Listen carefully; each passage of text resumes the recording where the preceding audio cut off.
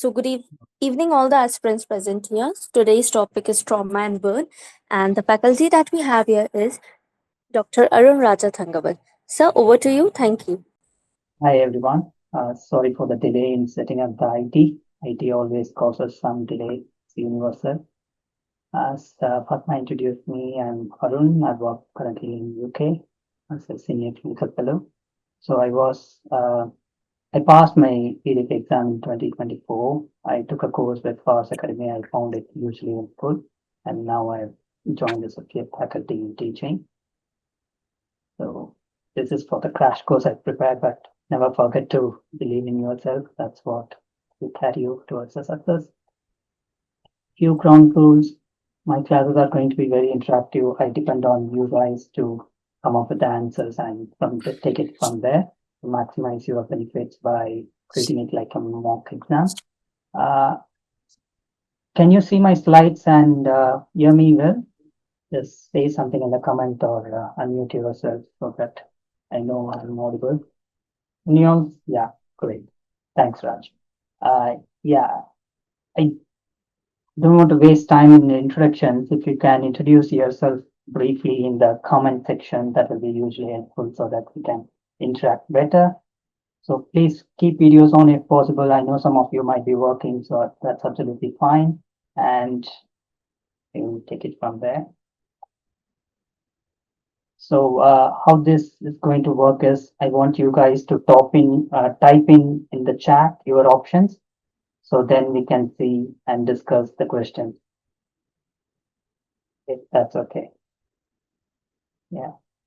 Just type in briefly what you do as well, whether you are in training or a consultant or what level of depth experience you have. So that will be helpful. And also we can wait for a few more people to join. I know it was a last minute change in link, so some of them might be still connecting. So you are Arun as well. Arun Rana, thanks for joining.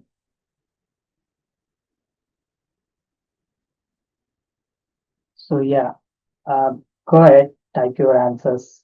If you can see my screen.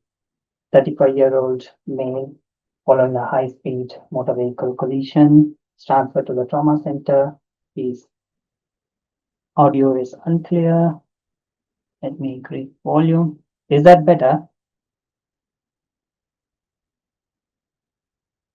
Great. Yeah, thank you. So he's intubated and has a stable pelvic binder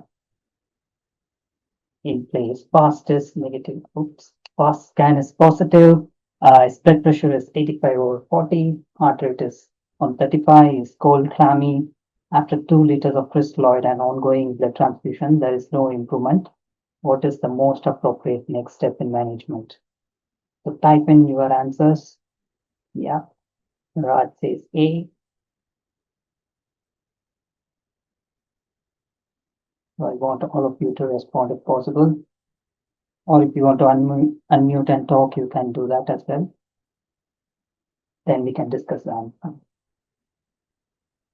Okay.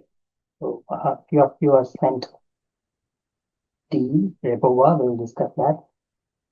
Yeah. Good. So this is an interesting question. Like all the options seem like they are not wrong, but the answer is most appropriate. Rebova, that's an interesting topic of research currently. There is some evidence coming up that in pelvic, like uncontrolled pelvic bleeding like this, Rebova can be quite useful. But the problem there with Rebova is still we are doing a lot of trials. There is no clear consensus, and yes, yeah. If you have any questions, please stop me there and ask. We can discuss more about that. Yeah. So with the ADLS, there is no clear consensus guidelines on Rebova, so I wouldn't choose that, even though the evidence is still upcoming. Here, the best option seems to be the urgent angioembolization by interventional radiology, especially with known pelvic bleeding.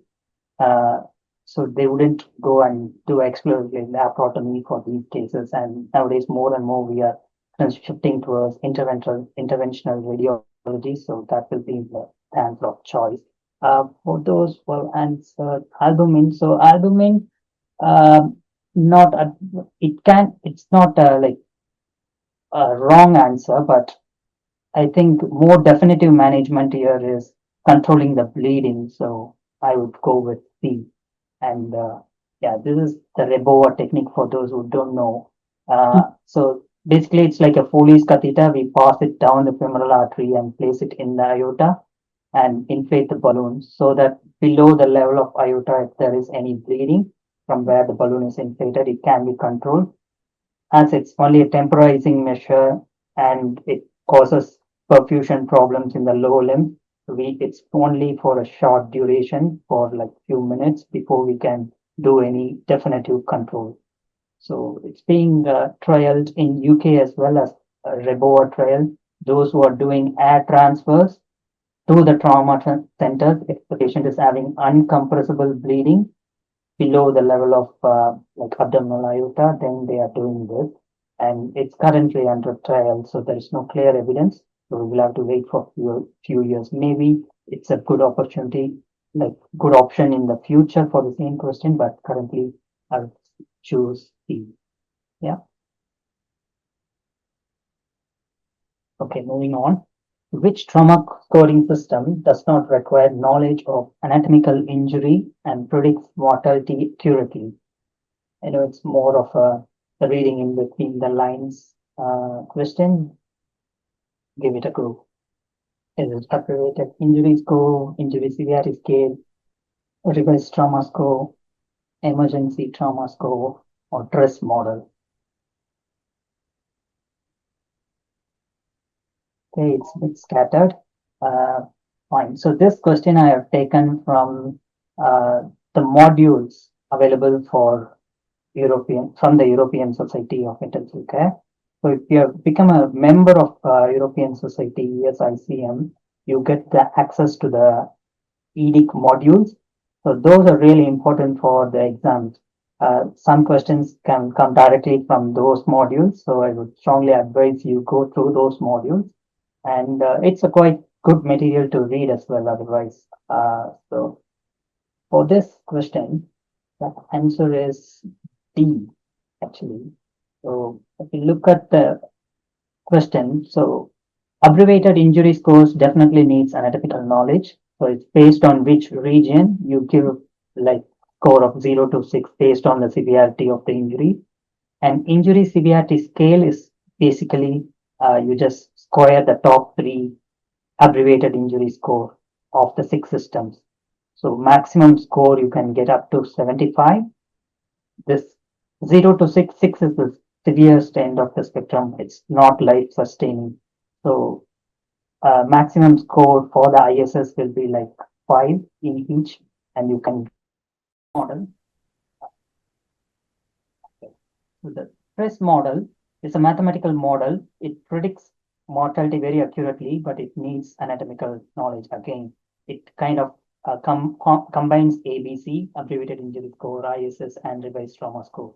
So the most appropriate answer here is emergency trauma score. It's all like you have to read it and memorize it, otherwise there's nothing to understand there. Okay, so this is a clinical question. So EDIC exam concentrates more on clinical questions like this, so it's important. A ventilated trauma patient after intubation develops sudden rise in peak airway pressure, hypotension, tachycardia, decreased breath sounds, and trachea is deviated. What's the best immediate action? Urgent chest X-ray, needle decompression, IV fluids, vasopressors, disconnect ventilator circuit, chest drain, building a technique.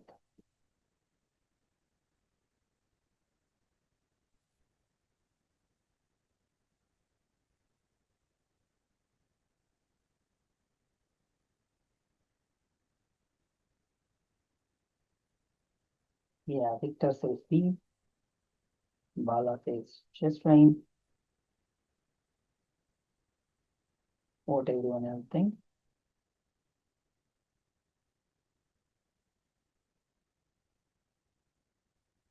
Arun says chest drain as well. Iran says B. Okay. I would say B as well. So what is the diagnosis here?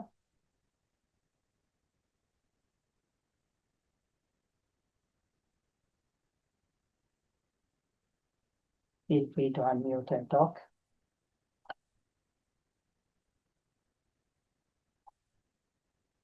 Yeah, tension pneumothorax, right? So first thing for a tension pneumothorax is not to wait for a chest X-ray.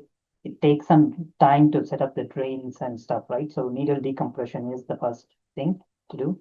And if any of you can explain how will you do it and which location you will do it.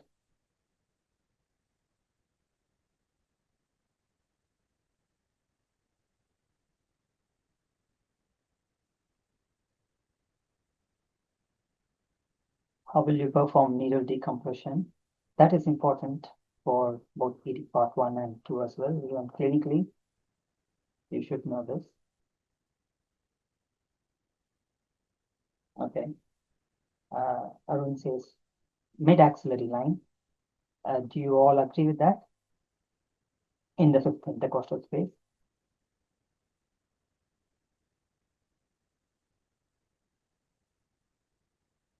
Okay. So this is correct. Fourth to fifth intercostal space is correct, but it's not the mid-axillary line. It's anterior axillary line. If you go back and check the guideline. And second intercostal space is not wrong. It was a preferred method of choice until few years ago, but nowadays we have changed to like fourth and fifth intercostal space because it's the thinnest part of the chest wall. Even in obese patients, it's sometimes easily approachable in the fourth, fifth intercostal space in the anterior axillary line. In the second and third intercostal space, it's preferable in the pediatric guidelines, but not anymore in the ATLS adult guidelines. And the another advantage of going in the anterior axillary line, it's the same place where you put in a chest drain. So you can just prep the same site and put a chest drain right over there. So that's the right option. Thanks. Right. Simple question. What is the target hemoglobin in non-bleeding ICU patients recovering from major trauma? More than 14, 10 to 11, 7 to 9, more than 12, 5 to 7. Yeah, it's pretty much straightforward. And yeah. So in an active bleeding patient, maybe we can aim for a 10, but non-bleeding recovering stage 7 to 9 is the answer, right? Based on FIT trial, you're interested. Another straightforward question. Primary goal of damage control surgery in trauma is to, oh, I've given you the answer. Fine. Sorry about that. But you get the message. It's mainly to control hemorrhage and limit contamination and not to wait for delay for getting aesthetics or anatomical repair. It's not a definitive surgery. It's just to get the control of hemorrhage and prevent contamination. Yeah. Fine. This is an interesting question. Nasogastric tube insertion is avoided in patients with the following signs, except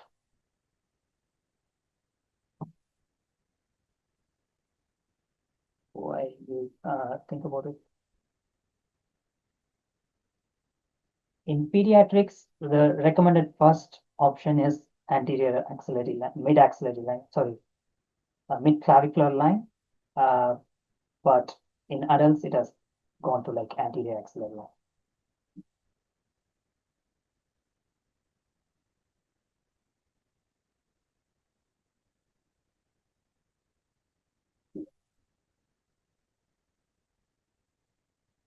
So basically, the question asks for like base of skull fracture, right? If there is any concern of base of skull fracture here, we don't prefer nasogastric tube. It's not absolute contraindication. You can still, if it's required, you can still do it under vision, like video laryngoscopy or flexible endoscopy guided nasogastric insertion, but not blindly. It's not absolute contraindication, but it should be seriously considered. Yeah. Which of the following is the most sensitive early indicator of adequate resuscitation in hemodynamically unstable trauma patient? Normalization of heart rate, blood pressure, increased urine output, resolution of lactic acidosis, normalization of phase deficit. For the last question, the answer is subcutaneous infection.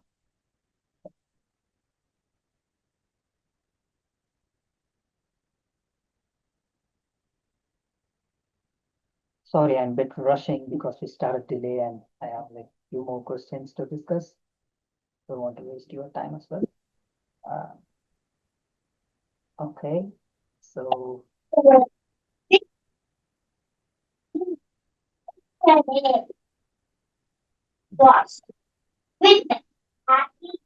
Dr. I think you need to mute yourself. Right. Most of you think Victor is correct. Resolution of lactic acidosis. Others are a bit subjective and has multiple confounding factors, but lactic acidosis is more reliable. Resolution of that is a clear indicator that a resuscitation is working. There are other causes of lactic acidosis as well, but it's one of the better indicators.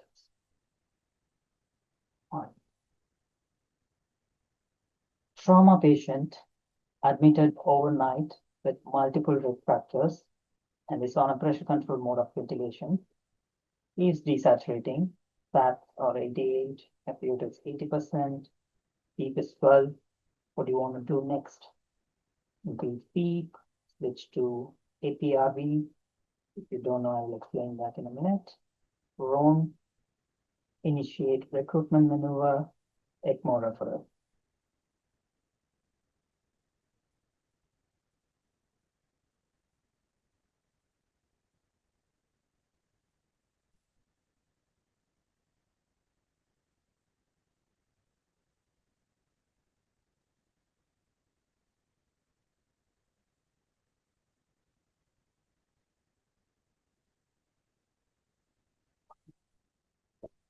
Some of you know what's APRV, that's good.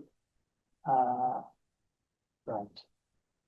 Yeah, again, none of the option here is wrong, but the question is next best step and least conservative and least invasive, I would say.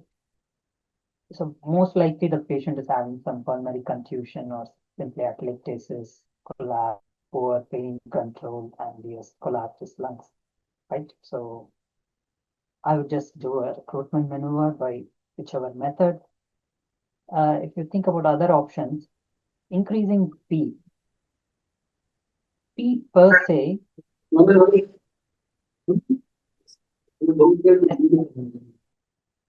can't hear you well.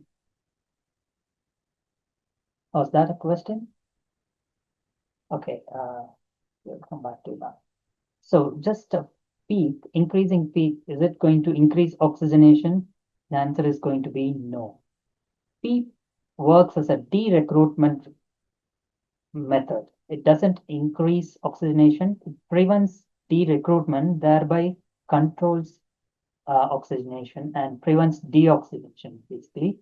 So just by increasing peak, it's not going to work. You need to perform a recruitment maneuver. Then if you perform an increased peak, then you can prevent de-recruitment, but just increasing peak is not going to help. APRV mode is an interesting recruitment maneuver. There is no huge evidence base behind this, but there is a trial running even in my center that's called release trial. So how it works is basically a bi-level mode of ventilation, but also a inverse ratio ventilation. So you keep the CPAP basically like higher level of IPAP, you can say rather, for a longer time. You just release the pressure to a lower pressure only for brief duration. So you have 4 settings: pressure high, that is your higher range of setting, then pressure low, the least amount of airway pressure when it releases, time Ti, so time given during the positive pressure, high pressure, and time given during the low pressure, T low. So just four settings and you play around with that. And the patient can breathe on top of these pressure changes, or the patient can be paralyzed. So it's an interesting mode of ventilation for ARDS patients, and there is some evidence gaining for this mode of ventilation. So it will have a huge role in ARDS management in the future, I believe. So proning again is not absolute contraindication. It's a good option to consider if patient is not improving despite doing all this. So I will do a recruitment maneuver first, then think about proning. And ECMO referral, of course, is the last option, right? Last effort to save the patient. And proning here in with the presence of multiple rib fracture, it's a thing to consider. It can be tricky to prone these patients, but it's not a contraindication. So it's definitely an option. But here, I think recruitment maneuver is the first thing I will do. Right. Transfusion strategy, which reduces mortality in massive transfusion for trauma. The ratio of 6:1:1, 1:1:1, just restrict platelets and guided by clotting, you can give up the. Yeah, the answer is pretty straightforward. Nowadays, we have moved to 1:1:1 since the proper trial. Can anyone explain what does this 1:1:1 means? How do you give? Do you give like one FP, one platelet, and one PRBC? How does it work?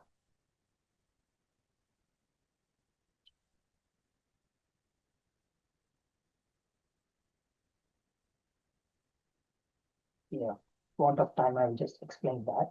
Okay. So in the proper trial, yeah, I'll do that. So it's not like you give one unit one by one and go for the next unit. So we are discussing this in the setting of massive transfusion, right? So in my hospital, how it works is first, if you make a major hemorrhage call, you will get 4 units of O negative blood. So after that, the patient is still requiring. So that's when actually it goes into the massive transfusion pathway. The second pack, it will, if we give all the products in the second pack, the final ratio will be like 1:1:1. It's not like you give like 1 unit PRBC, then 1 unit of platelet and 1 unit of FP. It doesn't work like that. Even in the proper trial, which out of which this conclusion came, so they have given like 6 units of blood, 6 units of FP, and 6 units of platelets. That comes as like one pooled group. So that's how they manage the balance. So you don't start giving a pool of platelet after giving 1 unit of blood. So it should cover the criteria for massive transfusion. Then in the end of few blood products, you make sure the balance is correct. You give the platelet as well. That's the key difference actually. So guided is of course the option, but the question is which reduces mortality. We don't have clear evidence that TEG or just fibrinogen based level decreases mortality. There is not enough data for TEG at all. So that's why, yeah.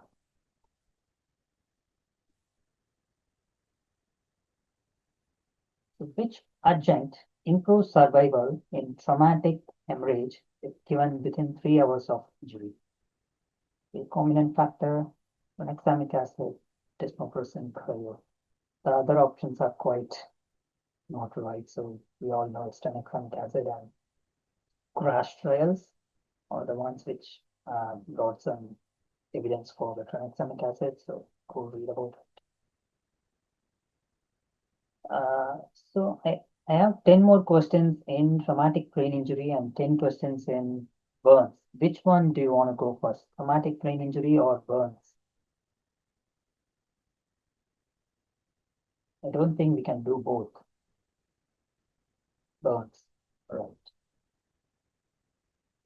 Good. Burns questions.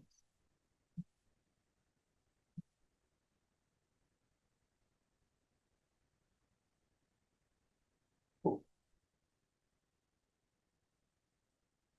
Right.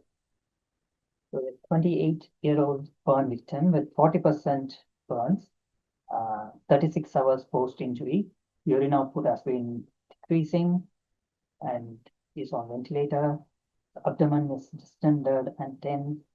What is the most likely cause of his oliguria? Acute tubular necrosis from myoglobinuria, inadequate fluid resuscitation, abdominal compartment syndrome, cardiogenic shock, sepsis.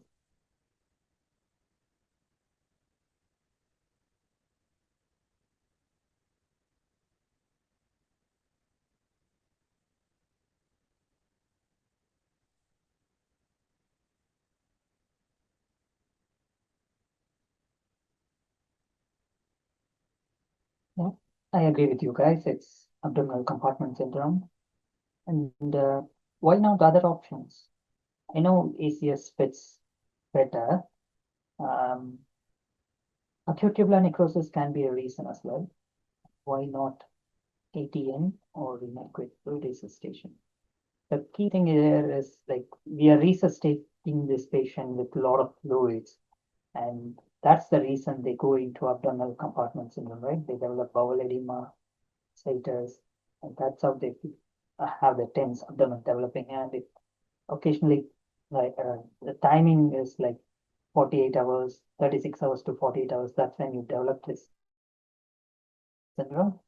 So it fits with the timing.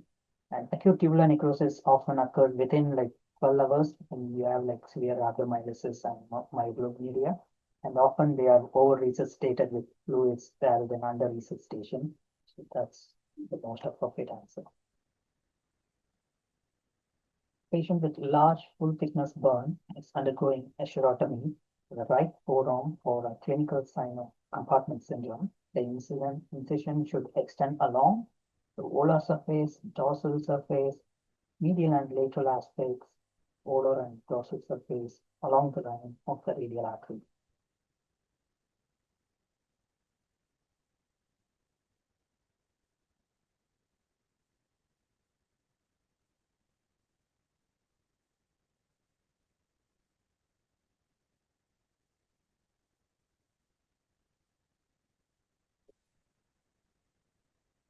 So we go for the incision points where the vascularity and the nerves are least, like the risk of damaging major vessels and nerves are least.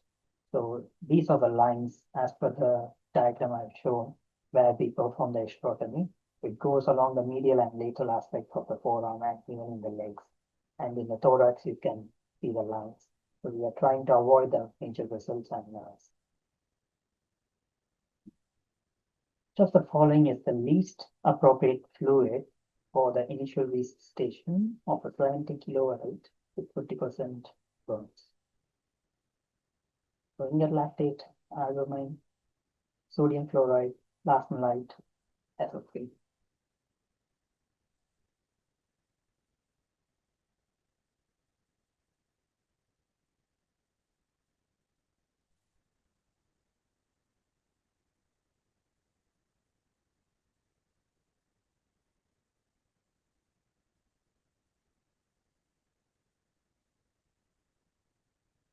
So FFP, if you give FFP in a burns patient without any reason, it can increase the mortality. So that's definitely the answer. With regards to other answers, you said albumin, it's not advisable in the initial capillary leak phase around first 12 hours. After that, you can consider that, but not in the initial phase. So that won't be the least option because you can still use it, but after the capillary leak phase is over. And plasmolite is gaining some evidence. So FFA is the answer. Plasmolite is gaining some evidence, although it's there are trials which says it's not any different from sodium chloride. It's still being widely used in liver centers, lung centers. So I think there is definitely a role for plasma, right? But it's more expensive and we have cheaper alternatives without much difference in outcome. That's why we stick with normal saline and the lactate. So a patient with severe smoke inhalation injury is most at risk for developing which of the following complications in the first 24 hours? Chronic pneumonia, upper airway obstruction, ARDS, pulmonary embolism, acute innominate artery fistula.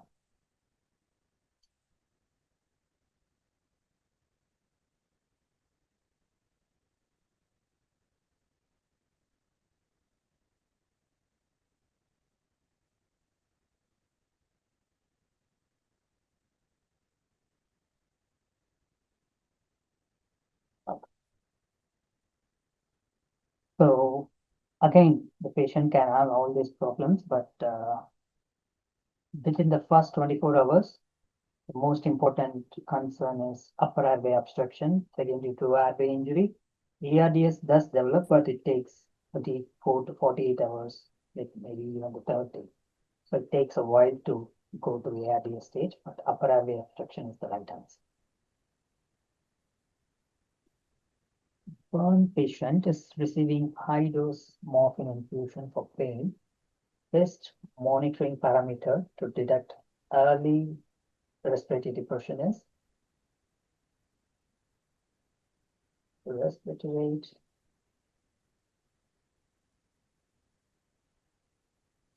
Yeah, I will explain that. So for this question, respiratory rate entitled to go to pulmonary oximetry, sorry, pulse oximetry, AEG, level of sedation using.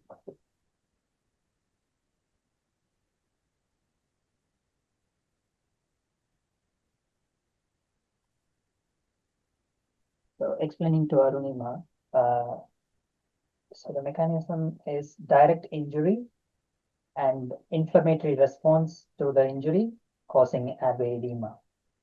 So that's the most scary bit of airway edema. Managing airway in a burns patient, they can get like severe airway swelling within like matter of few hours. You need to intubate them if there is definite evidence of airway injury. You need to intubate them early. Otherwise, it's very difficult to intubate them. Even the neck gets swollen, so there is no front of neck access. So if you have any doubt of airway injury, you should intubate them early. You can extubate them if they don't develop edema, but you can't intubate them once the edema sets in. It's very difficult. So yeah, respiratory rate is indeed a good marker, but most sensitive is end-tidal CO2. You can just see the end-tidal even before the respiratory rate drops. You can see the end-tidal values slowly going up. If you have arterial blood gas, again, that occurs first before end-tidal, but I think the least invasive option as well is end-tidal, right? You can just monitor the end-tidal even if you don't have ABG. So I'll go with capnography.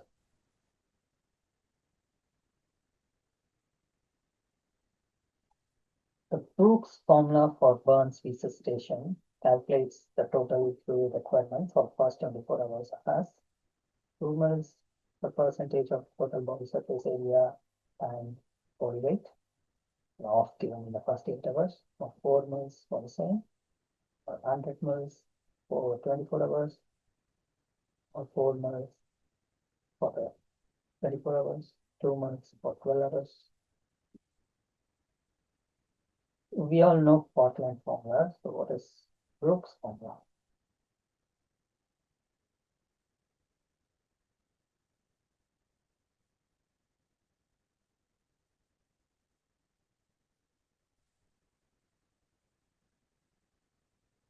Yeah, you are correct. So Brooks formula, rather modified Brooks formula is 2 mils per total body surface area.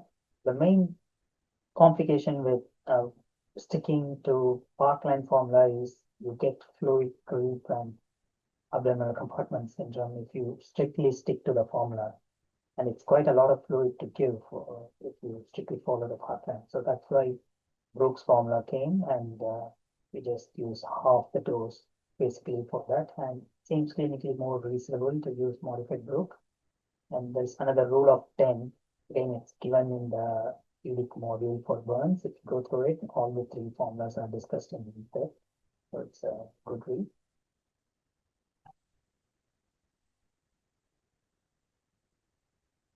This is just a mathematical listing, but go for it. A 42-year-old with 50% burns and he's 80 kilos. So what will be the initial fluid requirement for first 24 hours?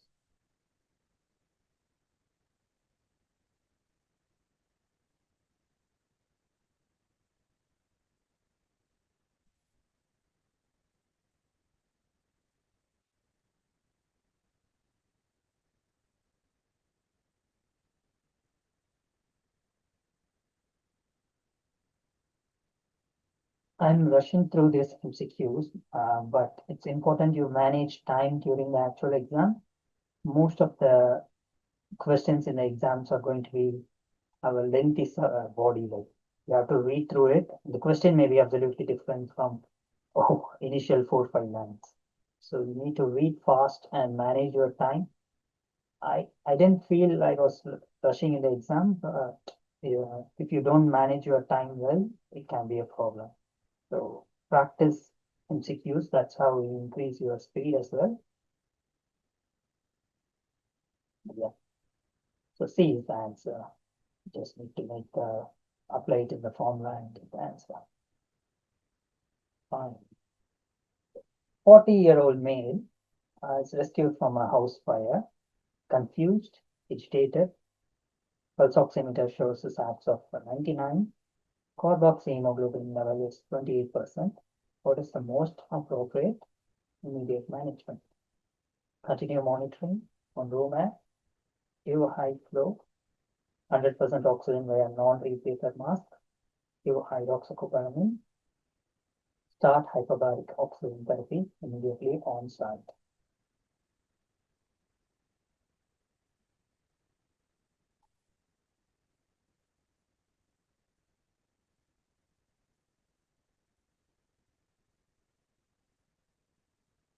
So it's clear we are dealing with carbon monoxide poisoning here, which is common after house fires. If the patient is confused, that's one of the few differentials. So we should give 100% oxygen. What do you think about hyperbaric oxygen? That's also one of the treatments for carbon monoxide poisoning, right?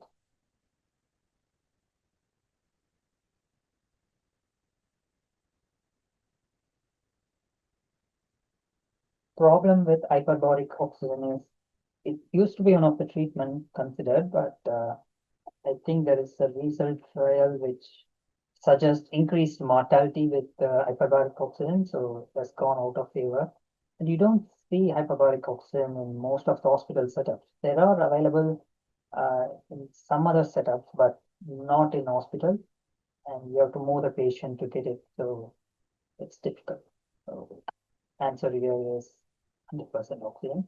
And why do we give oxygen for them? Well, how does it work, help with carbon monoxide poisoning?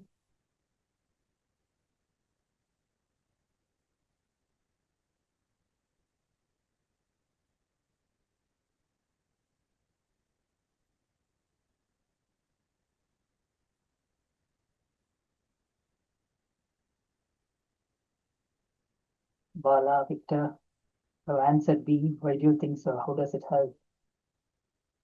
What's the mechanism behind uh, hydroxygen and carbon monoxide poisoning? It decreases the affinity basically of the carboxyhemoglobin. Yeah. So better way to put it is it decreases the off-life, like from few hours of carbon monoxide carboxyhemoglobin to like minutes, within like 20-30 minutes gets relieved from the hemoglobin. So that's how it works. Otherwise, if you just give normal or few reduced amount of oxygen, it's going to take hours, 4 to 6 hours to get excreted. This significantly reduces the time. That's how it works. 30-year-old male suffered electric burns injury after a low voltage shock. He became polyuric and worsening kidney function. What's the likely cause? Hypothermia, myoglobinuria, sepsis, hypocalcemia.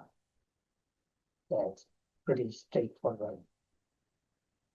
Same mechanism you get in like marathon runners after hours of exertion, they go into like multi-organ failure, and myoglobinuria is one of the commonest reasons. And it's interesting, it's a good question for the EDIC part 2 in AKI as well. How does myoglobinuria affect kidney function? There are few mechanisms how it happens. Not only like cast blocking the tubes, but there are multiple mechanisms how it affects, how it causes AKI. So that's a favorite EDIC part 2 question. So go read about it.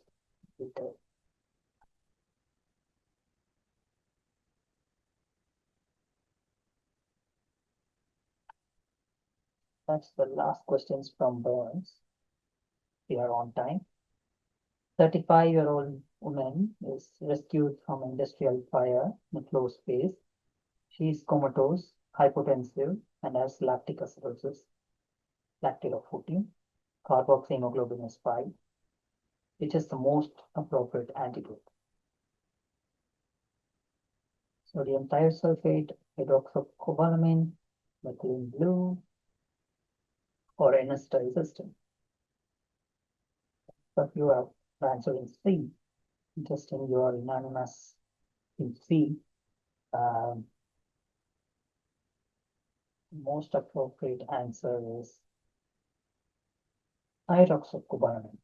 So what is the diagnosis here?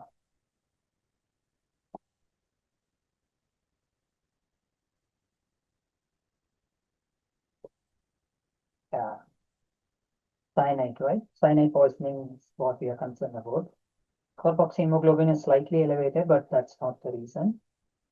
And yeah, sodium thiosulfate is another treatment option, but why hydroxycobalamin? I don't think methylene blue comes here at all for cyanide poisoning. Yeah, there are other amyl nitrate, which is another treatment option, but hydroxycobalamin is the first line option because it has least side effects. Sodium thiosulfate takes a while. It is a treatment option, but it takes a while to start having effect. So it has a delayed action, and it converts it into a least toxic cyanide. But hydroxycobalamin, the cyanocobalamin is not toxic, and that's why it doesn't have any side effect. And hydroxycobalamin is just a vitamin, so that's not a problem. And I think the another option is amyl nitrate, which converts it into like methemoglobin. Methemoglobin in the presence of carboxyhemoglobin in a burns patient can cause problems. It's not like does affect oxygenation, but that's why first choice in burns in cyanide poisoning you give hydroxycobalamin. I think that's the end of it. If you have any questions or go through any questions, can ask me now. I hope it was useful. I didn't want to give you a lecture, rather have you practice the MCQs with me so that you get the hang of it.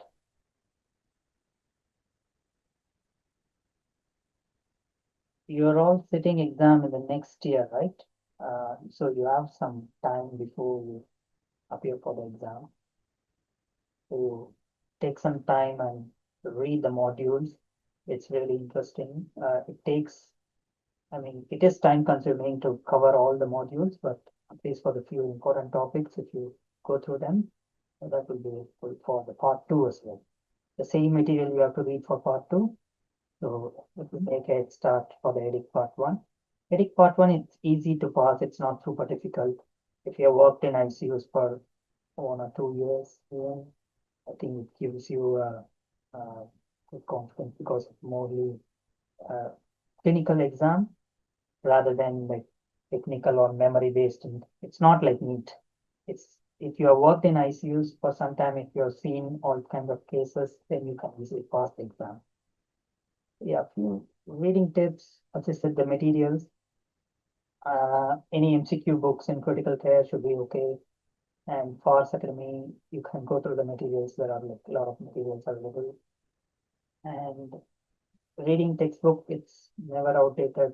Always have a good book to go back to and refer.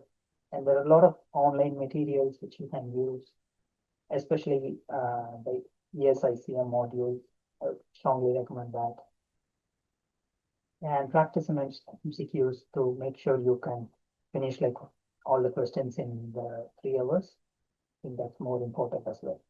Otherwise, it's an easy exam to pass. It's not too difficult. EDIC part 2 is more challenging, but the part 1 is pretty straightforward. I think booking the exam, getting a slot for the exam appointment is more challenging than the actual exam. So make sure you apply and secure a spot for the exam. That's more important.